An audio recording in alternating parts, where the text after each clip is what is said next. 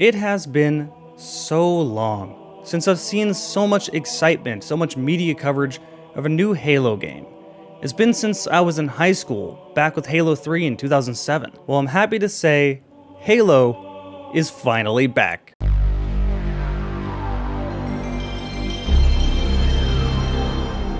Hey, Jarek here.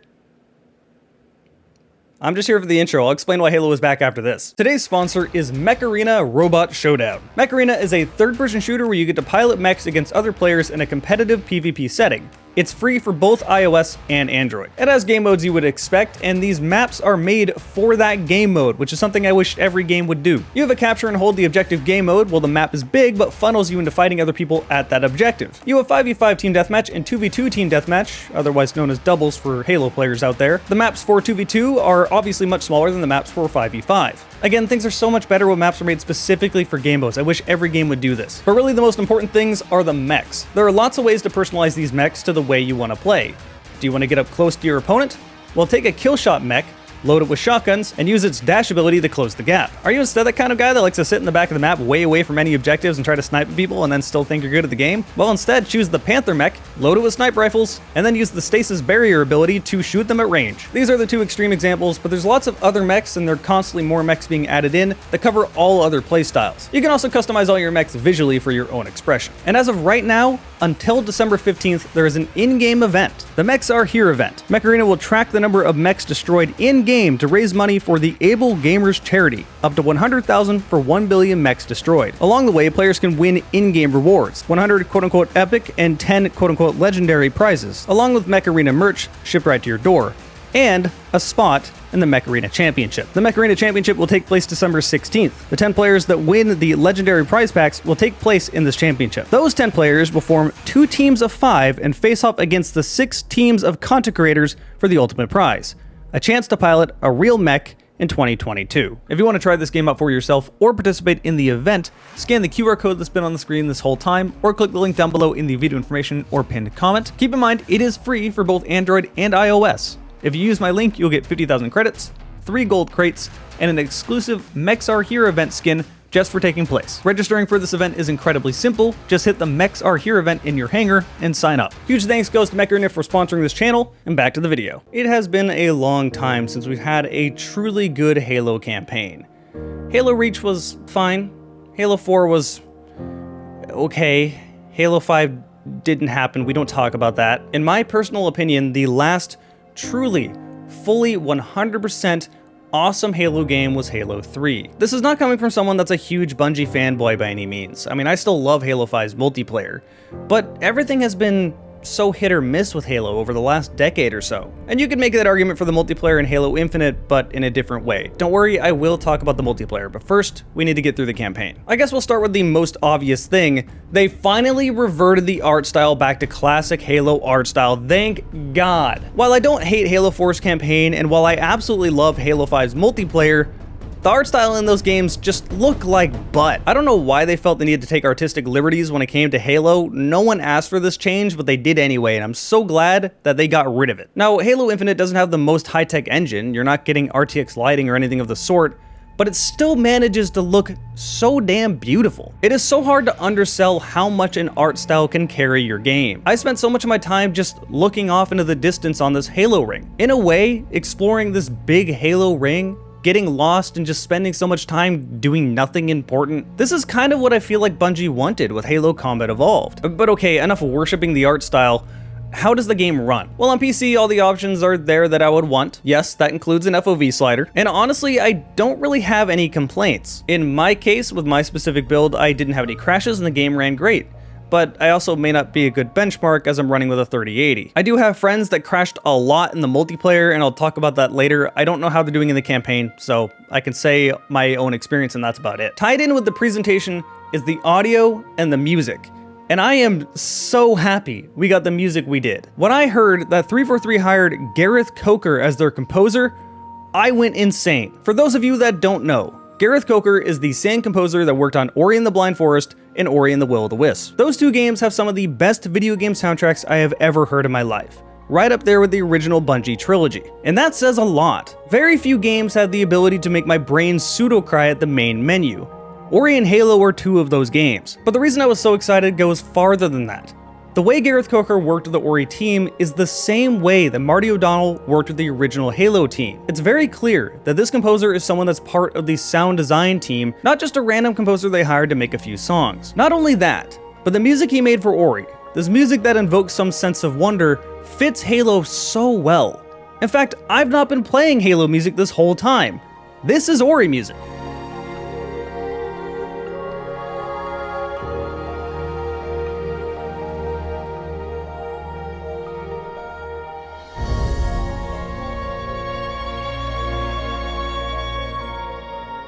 And when you swap over to Halo music, you can feel his influence right away.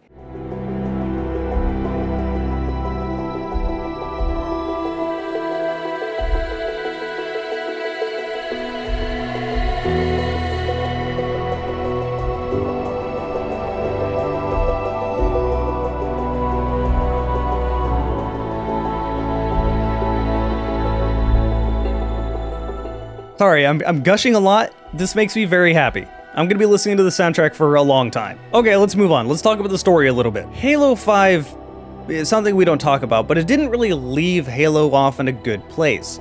That story was a total mess, and it ended in a massive cliffhanger. Not only did the game fail, but no one cared about the story they were trying to tell.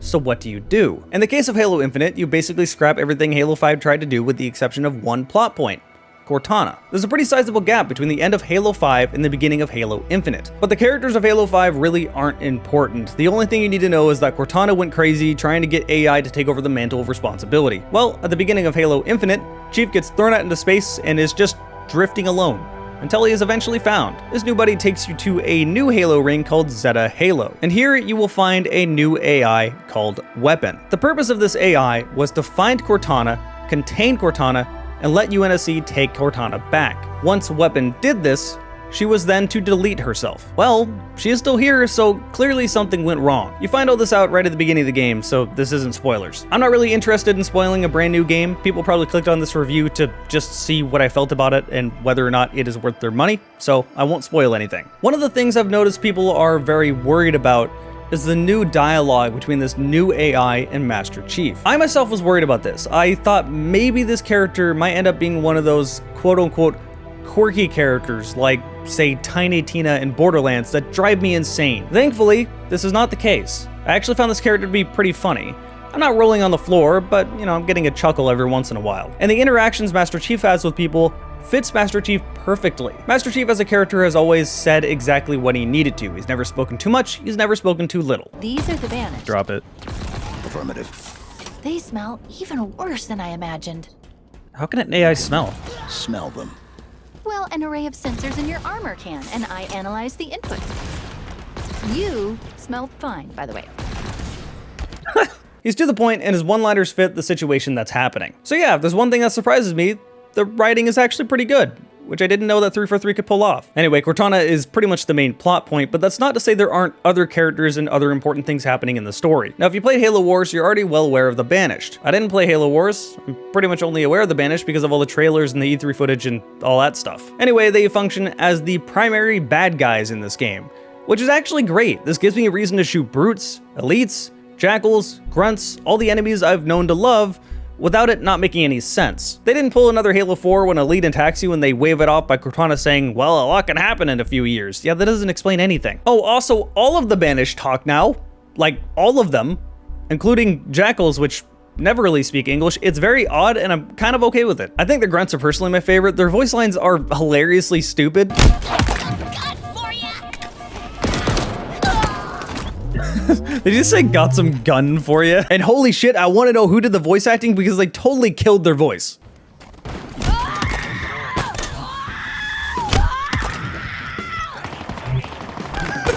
So yeah, the Banished are the main big bad guy villains you'll see on the box art and all that stuff.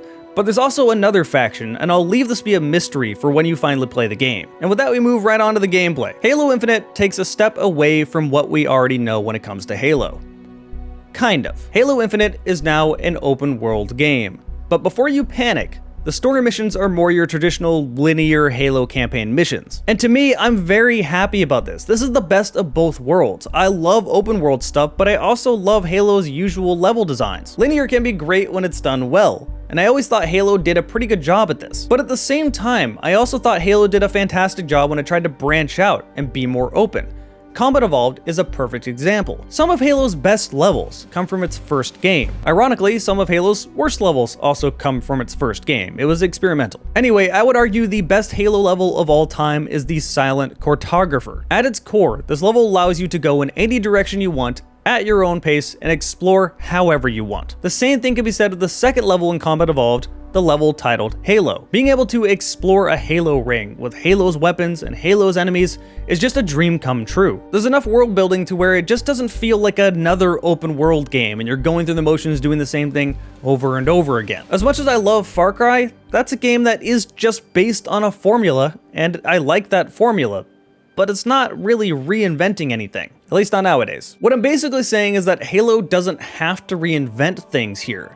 Halo is the perfect mix where taking an open world idea just sort of works. And it does have some bit of a formula, but it's kept interesting. In each area, there is a fob you need to take over. This involves taking down any enemies in the area and then pressing a button, and this will now allow you to either spawn weapons and vehicles. This will also show a bunch of objectives in that area. These other objectives may be just needing to help and rescue other UNSC soldiers. It may be taking down and destroying a foundry that the Banished is using to try to make more weapons. It may be revealing Spartan cores, which you really want to collect. I will explain why in a bit. Or it could be my personal favorite, an assassination. This will get you access to certain mini-bosses. Really what this means is that you'll need to kill a grunt with more health or shields or a brute with more health or shields. It's a special enemy that you need to kill. The reason I like this so much is because it will give you access to a special variant of weapon. So just like the rec variants in Halo 5, you may find, say, a battle rifle that is suddenly really strong. Holy shit! Or you may get a Mangler that fires more than one shot. The Mangler traditionally firing just a single slug. This is not the Mauler, it's very different. Or you may find a skewer that fires explosive stakes. I think you get the idea. This will give you access to fun new toys, and I'm so glad they brought back different variants of weapons. But about those Spartan cores I mentioned, those are used to upgrade your abilities. I would highly advise you to upgrade your grappling hook right away. With this being an open world game, you are going to be doing a lot of traveling. Don't worry, you can still fast travel, but it's just so fun to use this grappling hook. This addresses a big reason why people get so bored with open world games so quickly, but don't even realize why. An open world game is going to get very boring if getting from point A to point B is boring and takes too much time. A grappling hook is an easy band-aid. I mean, Just Cause figured this out forever ago. Where did you go? Oh, there.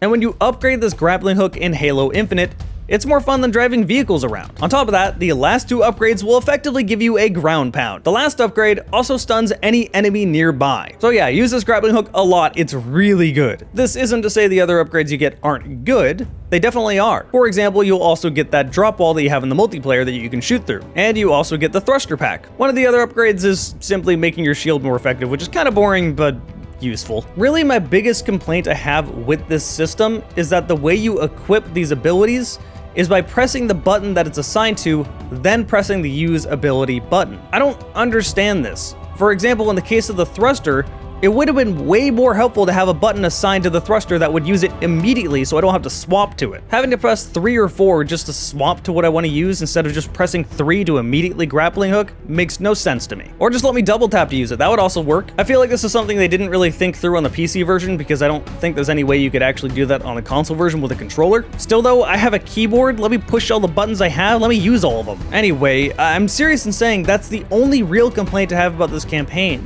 I've been having a ton of fun, and it's a lot more polished than I was expecting. There's also a lot of things to just sort of find throughout the environment. Things sort of feel organic, which is a problem that other open world games have that I just don't feel with Halo Infinite. For example, I may be exploring and then suddenly something like this happens. Death comes for you!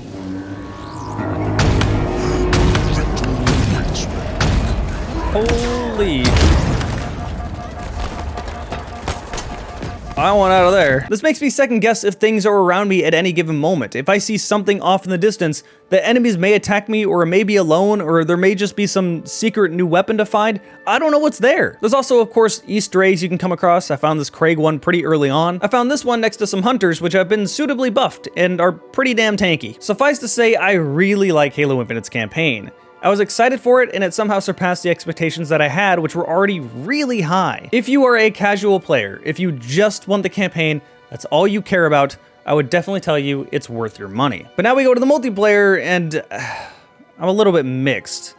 The multiplayer's base is great, but man, there are a lot of problems with it right now. If you want the Too Long Didn't Read, it will probably be like Halo 5, where it will be a lot better 6 months from now. But before I talk about any negative, let me actually praise it, because I don't want to be reactionary and just react on me being frustrated about some smaller things when the base multiplayer itself is actually really damn good. Now, a lot of people thought that this multiplayer was going to be a proper evolution of Halo 2 and Halo 3, but that's not actually what it is. This is more an evolution of Halo 5's multiplayer. I'm serious when I say this does not feel like Halo 2 and Halo 3, but it definitely has the spirit of those games. The first thing you'll probably notice is that it is way faster. Even though it still takes the same amount of shots to kill someone, the time to kill is faster, which is also how Halo 5 was. But unlike Halo 5, the strafe is so much faster. You're gonna need to be good at aiming, even more so than the previous Halo games, just saying that right now. Other than that though, it's got the same sort of core concept of what you would expect from a Halo game. There are no loadouts, everyone has even spawns, and then there are weapons on the map. Go find those weapons, hold the power positions, best team wins. It sounds simple, but there's so much more nuance to Halo. For example, the weapon sandbox is probably the best weapon sandbox we've seen in any Halo game. Even better than that of the Bungie Halo games. I know that's a big claim, just stick with me. The best example are probably the automatics. The automatics have always been in a rough state when it comes to Halo. In fact, Halo 1 probably had it better than you realize. That assault rifle was deadly, especially with a double melee. And it can, and did, beat the pistol up close. But in Halo 2, Halo 3, Halo Reach, you really had no reason to use an automatic if you could use a utility weapon. Like, what are you gonna choose? The pistol, the BR, the DMR, or the assault rifle?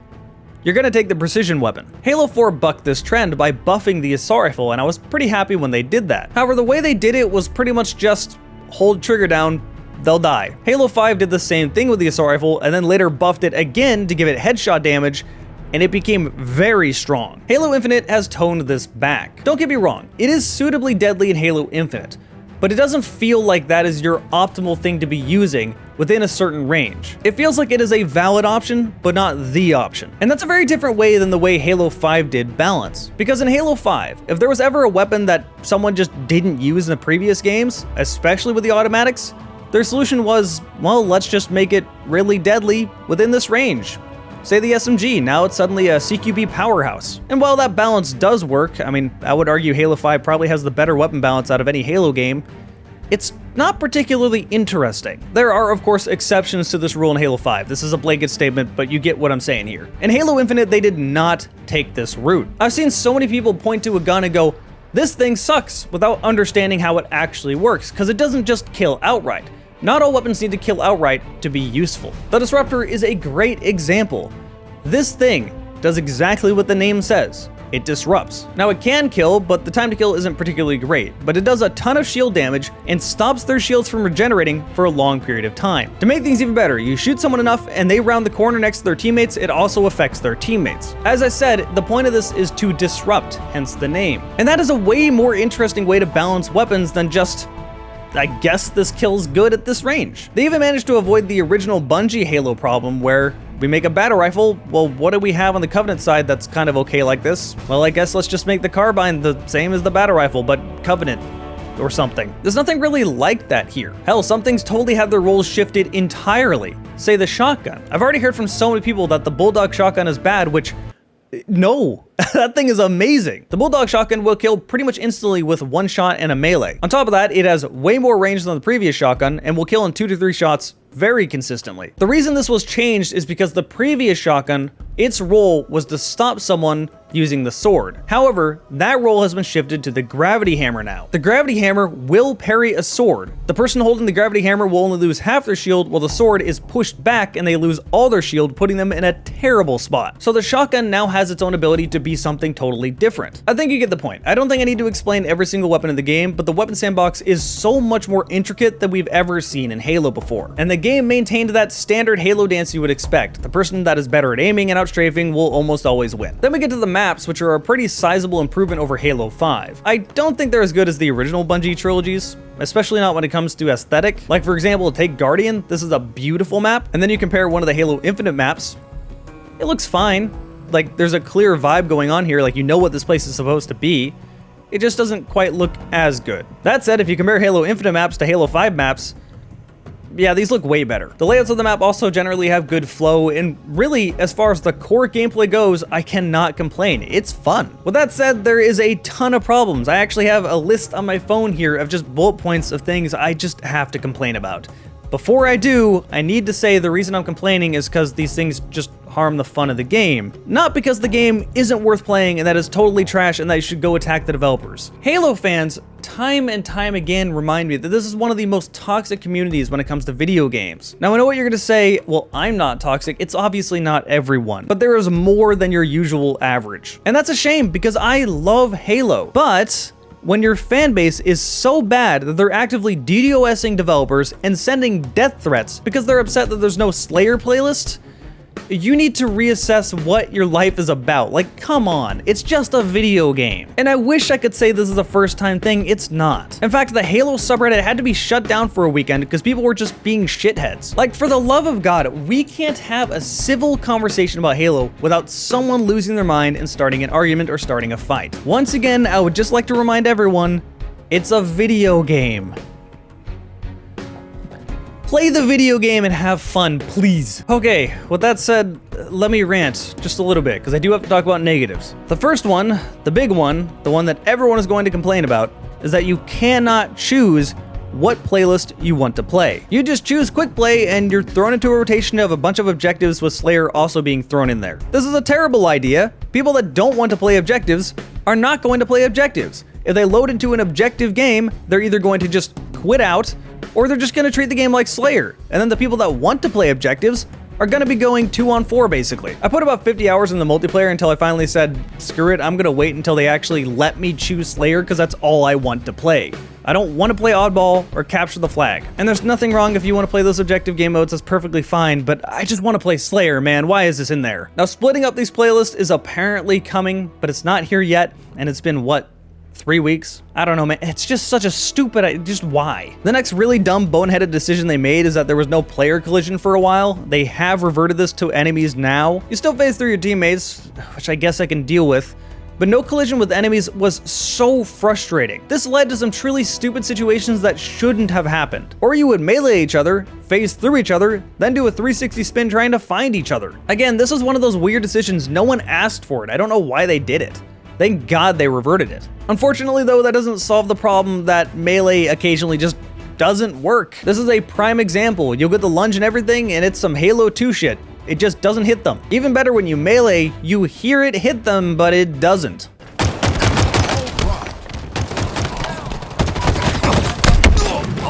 Which leads nicely into the next problem. Hit reg is a little dicey. There's also some lag, and you'll find yourself dying around walls pretty often. Like, this reminds me of some Black Ops 1, Black Ops 2 stuff, and it's really frustrating. A controversial thing I have on here is skill-based matchmaking. This feels just like Halo 5, and by that I mean skill-based matchmaking feels very strong. To clarify, skill-based matchmaking in its concept is not bad. I think a lot of people think that I say that when that's not true. Skill-based matchmaking has been in Halo since Halo 2, and when done right, you won't even know it's there. That's a good thing. However, in more recent years, skill-based matchmaking has turned into something so strict that it's basically ranked without rank, which is just dumb. Especially in the case of Halo, where you have so many social goofy playlists and there's not really any reason for that to be there. When I'm effectively playing a ranked game based off my last 5 matches or so, you really shouldn't have that system in the game. But even if you disagree with me there, you can't disagree with what I'm gonna say next. This totally ruins playing with friends. My friend group has a wide variety of skill. Some people are very bad at Halo because they're new to the game. Some people like myself and a few others are way better because we've been playing it our whole life. and we end up getting closer to, say, Onyx in rank. So you have someone that's Onyx in rank playing with someone that's down in gold. That's not going to end well with skill-based matchmaking. They're going to have a terrible time because they're just going to get completely destroyed, and you're basically down a teammate because there's not much help. Like, this has always been one of my biggest complaints when it comes to skill-based matchmaking, is it just ruins the fun people will have with their friends. I mean, hell, I've had many cases where people just don't want to play with me because they don't want their games to be miserable. The next one I want to talk about is a lot more subjective, and that is Big Team Battle. I don't like it. Now, Big Team Battle in previous Halo games was just 4v4, but now it's 8v8. So it was the normal mode, but bigger. This case, not so much. This case is now 12 versus 12, which kind of turns into a massive clusterfuck. My experience when it comes to Big Team Battle is, depending on the game mode that we're playing, it's either spawning in our spawn with people already shooting at us from across 300 feet of nothing and no real cover to approach them, or me spawning in my base, running halfway across the map, dying, and then having to run halfway across the map again. This is not me saying that I don't do well in Big Team Battle. I'll be at the top of the scoreboard, but that's not really what I'm remembering. Like, to me, this doesn't feel like Big Team Battle. This feels more like Halo 5 Warzone. I'm not a big fan of it. Another big complaint I have is that there is a serious lack of modes. Again, this is a problem Halo 5 had on launch, and Infinite's the same way. Where is SWAT? Where is Grip Ball? Where is Infection? Where is Team Action Sack? Where is any of this? And when they did decide to add in a new mode in Fiesta, it was a limited time event. Why? Like I said, check back in 6 months and multiplayer will probably be in a much better state, especially in this regard. The next complaint I have is actually a problem that you'll also have in the campaign, but it's a much bigger problem in multiplayer, and that's that the aiming feels really bad. I can't quite put my finger on it when it comes to keyboard and mouse. Something about it just feels off. It can never feel consistent. It doesn't feel like it has aim acceleration, but it just doesn't feel right. But going to controller has its own problems. The controller aim feels just like Halo 5, which was, again, a big complaint I had about Halo 5 as well. In Halo 5, the aiming basically had two sensitivities. You push the analog stick down far enough, and suddenly it would go faster for no reason. It wasn't like it slowly sped up. No, it was like there was two different sensitivities entirely. The way to get around that was to put your look dead zone down all the way. And Halo Infinite is the same. But this doesn't make it feel perfect, it still feels a little off, this just improves it. With that said, controller is still easily the way to go when it comes to multiplayer. You will have an advantage because of aim assist. I spent about 50% of my time playing with keyboard and mouse and playing with a controller. I will always have a better time with controller. And if just my experience isn't good enough for you, take a look at these stats. Regardless of skill level, controller will have 10 to 20% better accuracy than mouse and keyboard. Now, I don't really fault 343 too much for this. This is really hard to balance in a game that has long time to kill. Let me explain. Well, yes, when you're using a mouse, snapshots are way easier. This means that a mouse and keyboard will have the advantage with a weapon like, say, the skewer or the sniper rifle. Arguably, mouse and keyboard also has an advantage up close when you melee because you can spin around faster more accurately. The problem is, that's not most of your engagements when it comes to Halo. Most of your engagements are going to be just out of melee distance, to medium range, to long range. And you are probably going to have an assault rifle, a pistol, a battle rifle, or a weapon like that. In this situation, you are not killing in one shot. The most important thing to do is accurately track their strafe. This is the hardest part when it comes to aiming. If you are one of those console users that came in and said, oh, well, you just need to get good aiming. You have a mouse, you can just point and click. I guarantee you, your aim is shit and you can't do this. I'm calling you out. If you think your aim is good, I want you to download something on Steam called Aim Labs and choose the drill that actually has you track a target. It's harder than it looks. And this is mostly what you're doing when it comes to Halo. So on a keyboard and mouse, you were actively having to react to their strafe, correct, and aim. You are physically doing everything manually. When it comes to a controller though, there's so much aim assist that you can pretty much just spin your movement stick around and keep shooting. Aim assist will stick to your target. You don't really need to worry about aiming that much. Again, this is a really hard thing to balance because if you lower aim assist down a little bit more, well then it flips back around. Controller suddenly sucks, keyboard mouse is really good. With crossplay, you have to balance it somehow. The complaint I have is that there's no input-based matchmaking, which is something this game desperately needs. As of right now, the only thing that does have input-based matchmaking is solo and duo and ranked. Not doubles, this is just if you're queuing up solo or with one other friend. Whereas doubles, like why don't we have doubles? Anyway, being able to put input-based matchmaking on would be really nice because I want to be able to shoot back at someone while knowing they actually had to aim and they were actually that good instead of the game aiming for them. I'm saying some strong words here, but keep in mind, this isn't just coming from a disgruntled, salty PC player. That's been sitting back here the whole video. I played every single Halo game. I've been playing with the controller for the whole experience until MCC came out on PC. I'm that guy that's telling you you should swap your control scheme to bumper jumper because it's better. Like, I am actively playing on a controller because I don't want to be put at a disadvantage and I can still use a controller. The next problem I have is actually a problem that carried over from Master Chief Collection. In Master Chief Collection, there is a banning system if you quit games. It's very strict. Quit one game, you get banned for 10 minutes. Quit 2, get banned for 30. Quit 3, get banned for an hour, so on and so forth. I already don't like the system because it doesn't stop people from quitting games, but the bigger issue is that it cannot tell whether you quit the game, or whether or not your game crashed, or whether or not the game literally just failed to set up the match. This stuff is stupid and should never happen. And wouldn't you know it, it's also in Halo Infinite. Thankfully, it's more lenient. You can quit a few matches before you start getting banned. Problem is, the game isn't entirely stable. Some maps, like Streets, notoriously cause crashing for some people. Typically, it causes crashes on systems with GPUs that don't have as much VRAM. Fortunately, I'm not one of the people that had crashing issues. Unfortunately, a few of my friends were. They would routinely get banned because the map Streets would crash and you can't choose what map you're going to play. This is a widespread issue, by the way, it's not just them. If your game is unstable, remove the banning system. It should not be in place right now, because it literally stops people from playing the game. I crashed again. Unfortunate. That's this map. I guess I got banned again since I... Oh no, mine crashed. Well, that's gonna be a problem. Jarek. Yeah. Oh no. It's just me and a random. Next complaint, the last one, and this is the one that most people are complaining about. This progression system is awful. You get barely any experience and you need to do challenges to get more experience, which, why? I don't want to play a multiplayer game just to do challenges to unlock more cosmetics. Like, what? With that said, this allows me to get my own little rant out. I don't really care about cosmetics that much, so the fact that people care this much, like I've heard people literally say they refuse to play the game because of the cosmetics, that just blows my mind. Like, why? I mean, this is Halo. I remember when we all played Halo 2 and the only thing we did that for was to top the scoreboard. That's all we needed. And my mind is still stuck in that. Like, I just don't understand. To me, the whole reason I buy and play a game is for the gameplay. That is my sole decision. Is the gameplay fun? Cosmetics, graphics, all the extra stuff, that's all bonus points. None of that really matters if I want to play a game. It's almost like people have become addicted and need unlocks and need cosmetics. Like, to me, that's just turning the game into a job. I don't get it. This is not me saying don't have fun. How dare you play the game the way you want to?